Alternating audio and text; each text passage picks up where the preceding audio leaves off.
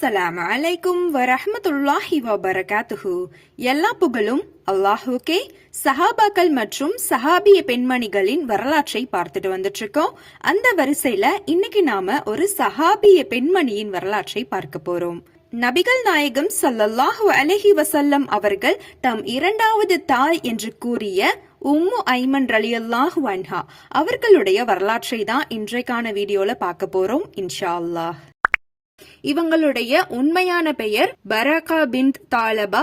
இவங்களுடைய இயற்பெயர் தான் உம்மு ஐமன். இவங்க நபியின் இரண்டாவது தாயாக கருதப்படுகிறார்கள். நபி அவர்களே சொல்லிருக்காங்க, என்னுடைய தாய்க்கு பிறகு இவங்க தான் என் தாய் என்று கூறியிருக்காங்க. உம்மு ஐமன் ரலியல்லாஹு அன்ஹா அவர்கள் அபிசீனியாவை சேர்ந்த ஒரு கருப்பு நிற பெண்மணி. மக்காவிற்கு அழைத்து வரப்பட்டு அடிமையாக விற்கப்பட்ட ஒரு சிறுமியாக இருந்தாங்க. உம்மு ஐமன் அவர்களை மக்காவை சேர்ந்த நபிகள் நாயகம் ஸல்லல்லாஹு அலைஹி வஸல்லம் அவர்களின் தந்தையான அப்துல்லாஹ் அவர்கள் விலைக்கு வாங்கி தன் வீட்டிற்கு பணியாளராக அந்த பெண்ணை ஆக்குறாங்க. அப்துல்லாஹ் அவர்களுடைய வீட்டில் ஒரு வேலைக்கார பெண்ணாக வளர்ந்து வராங்க உம்மு ஐமன் ரலியல்லாஹு அன்ஹா அவர்கள். ஆமினா அவர்கள் கர்ப்பமாக இருந்த சமயத்துல நபிகளாரின் தந்தை அப்துல்லாஹ் அவர்கள் ஒரு வணிக பயணத்திற்காக செல்றாங்க. சென்ற இடத்திலேயே இறந்து விட்டார்கள். அப்துல்லாஹ் இறந்த பின்பு உம்மு ஐமன் அவர்கள் தான் ஆமினா அவர்களுடைய கர்ப்ப காலம் முழுவதும் ஒரு உதவிகரமாக இருக்காங்க. நபிகள் நாயகம் ஸல்லல்லாஹு அலைஹி வஸல்லம் அவர்களை பெற்றெடுக்கும் போது ஆமினா அவர்களுடன் உம்மு ஐமன் அவர்கள் தான் இருந்தாங்க. முதலில் நபிகளாரை தன் கையில் ஏந்தியது உம்மு ஐமன் அவர்கள் தான். நபிகள் நாயகம் ஸல்லல்லாஹு அலைஹி வஸல்லம் அவர்கள் 6 வயதாக இருக்கும்போது அவங்களுடைய தாயாரான ஆமினா அவர்கள் இறந்து விட்டார்கள். அவங்க தாயாருடைய மறைவிற்கு பிறகு தாய் இடத்திலிருந்து உம்மு ஐமன் அவர்கள் நபிகளாரை வளர்த்தார்கள். நபிகள் நாயகம் ஸல்லல்லாஹு அலைஹி வஸல்லம் அவர்கள் துயரங்களுக்கு மேல் துயரங்களை சந்தித்த போது உம்மு ஐமன் அவர்கள் தான் உறுதுணையாக இருந்தாங்க. நபிகள் நாயகம் ஸல்லல்லாஹு அலைஹி வஸல்லம் அவர்கள் உம்மு ஐமன் அவர்களை என் தாய்க்கு பிறகு என் தாய் என்று கூறுவார்கள். உம்மு ஐமன் ரலியல்லாஹு அன்ஹா அவர்கள் மதினாவை சேர்ந்த கஸ்ரஜ் கோத்திரத்தை சேர்ந்த உபைத் இப்னு ஸைத் என்பவரை திருமணம் செய்து கொள்றாங்க. இவங்களுக்கு ஒரு மகன் பிறக்குறாங்க. அவங்க பேரு தான் ஐமன்.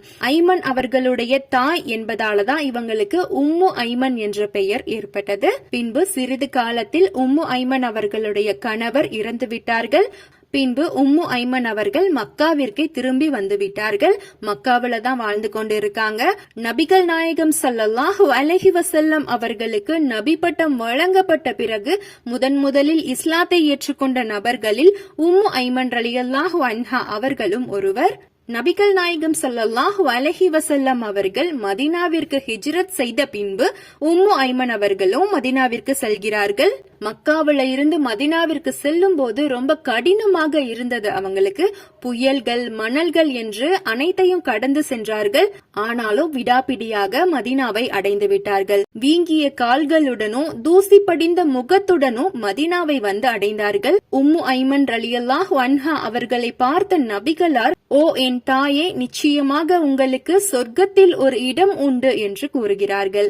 உம்மு ஐமன் ரலியல்லாஹு அன்ஹா அவர்களுடைய கணவர் இறந்த பின்பு ஒரு நாள் நபிகள் நாயகம் ஸல்லல்லாஹு அலைஹி வஸல்லம் அவர்கள் அவங்க நபித்தோழர்களிடம் பேசிக் கொண்டிருக்காங்க.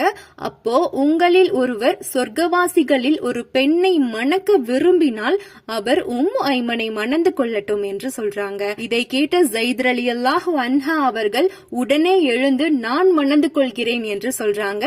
பின்பு உம்மு ஐமன் ரலியல்லாஹு அன்ஹா அவர்களுக்கும் ஸைத் ரலியல்லாஹு அன்ஹு அவர்களுக்கும் திருமணம் நடக்குது. இவங்களுக்கு உசாமா என்ற மகன் பிறக்கிறாங்க. உஹது போர்க்களத்தின் போது போர் வீரர்களுக்கு தண்ணீர் கொடுப்பதற்காகவும் காயமடைந்தவர்களுக்கு சிகிச்சை அளிப்பதற்காகவும் பிற பெண்களோடு உம்மு ஐமன் ரலியல்லாஹு அன்ஹா அவர்களும் சென்றார்கள். உஹது போரின் போது நபிகள் நாயகம் ஸல்லல்லாஹு அலைஹி வஸல்லம் அவர்கள் இறந்து விட்டதாக அந்த குறைஷிகள் வதந்தியை பரப்பிய போது பல முஸ்லிம்கள் போர்க்களத்திலிருந்து பின்வாங்கி ஓடி போறாங்க.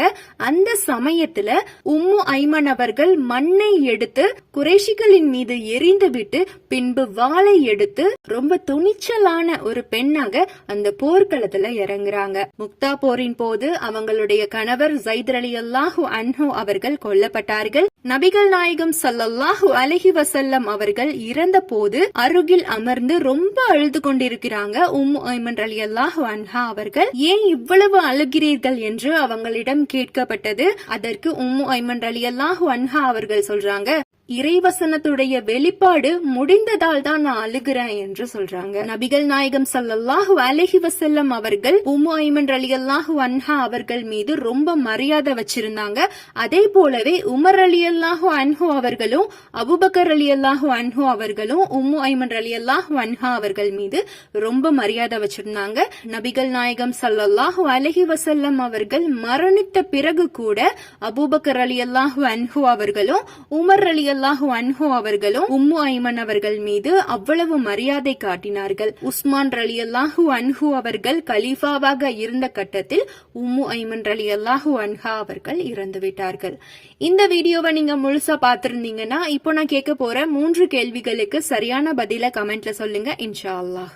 முதல் கேள்வி, உம்மு ஐமன் ரலியல்லாஹு அன்ஹு அவர்களுடைய உண்மையான பெயர் என்ன? இரண்டாவது கேள்வி, உம்மு ஐமன் ரலியல்லாஹு அன்ஹு அவர்கள் எந்த நாட்டை சேர்ந்தவர்கள்? மூன்றாவது கேள்வி, உம்மு ஐமன் ரலியல்லாஹு அன்ஹு அவர்களை விலைக்கு வாங்கியது யார்? இந்த 3 கேள்விகளுக்கான சரியான பதில கமெண்ட்ல சொல்லுங்க. இன்னும் அடுத்த நபித்தோழர்கள் மற்றும் நபித்தோழிகளுடைய வரலாற்றை அடுத்தடுத்த வீடியோல பார்க்கலாம் இன்ஷா அல்லாஹ்.